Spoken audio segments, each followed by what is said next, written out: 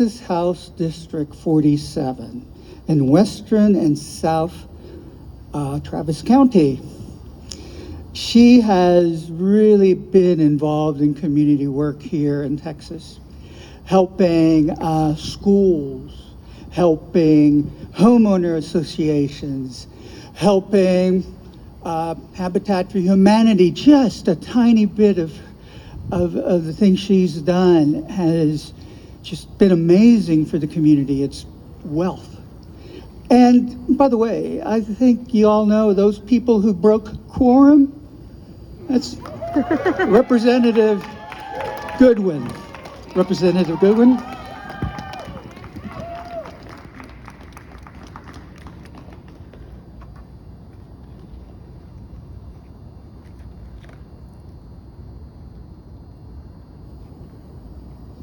Good evening.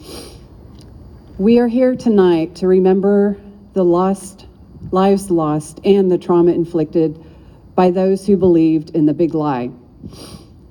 May I suggest, along with remembering, and I know this is hard, but we must forgive. Hold accountable, yes, and forgive. This is important because if we can't forgive, we continue to hold anger and hatred inside of us. And that's what drove the insurgency, a hatred burning inside those people. When we lose faith in the virtues of others and lose trust in sacred institutions, we risk devolving into anarchy. How do we build trust? That's what we must figure out.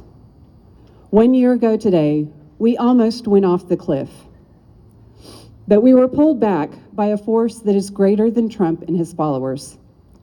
We must believe that while we nearly went over that cliff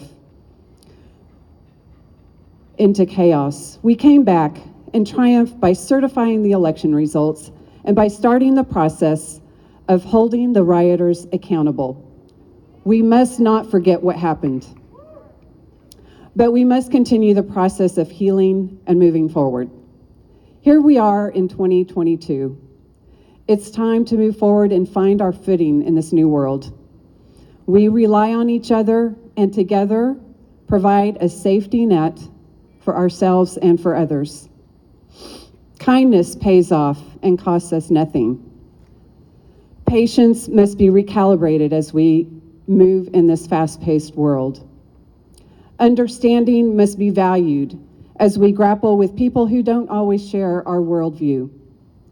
We have to figure out a way to live in a world with people with different views. We must acknowledge and forgive and bridge the divide. I wasn't in DC on January 6th, but even here in Texas, the world was several degrees more chaotic. The Texas Capitol was full of DPS troopers armed to the hilt to ensure a copycat didn't try something in our building. The shock and dismay sank in even as we were numb from months of isolation and COVID protocols. What we need to remind our fellow Texans is the Trump party is the party of deception and denial, and our Democratic Party is the party of healing and inclusion. What we must do is work to build back trust in government and trust in the people who run elections. We need each and every one of you here today to do more than ever before to participate in and help save our democracy. The steps are simple, but take time and energy. We must first register people throughout Texas to vote.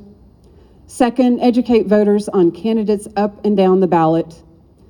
Third, encourage people to vote in every election, including primaries. Fourth, inspire people to run for office or to work on a campaign. 5, find people to work as election judges, poll workers, and poll watchers. A friend told me a story of his efforts to register people to vote. He has gone door to door. He's stayed at gas stations talking to people as they pump their gas, has gone to picnics and festivals, and has spent many hours a week talking to and encouraging his community to register to vote. He lives in a rural area where trust in government is low. His story and his efforts are what inspire me to do more. Another person who inspires me is Crystal Mason, a woman who was arrested for attempting to vote while on probation. Despite this horrendous situation, she is still advocating for voting rights and encouraging others to register and vote. If she has the fortitude to push forward through her adversity, we can all work harder to get out the vote too. Our democracy is worth every bit of work we put into it, and it's up to us to save our fragile democracy. Thank you.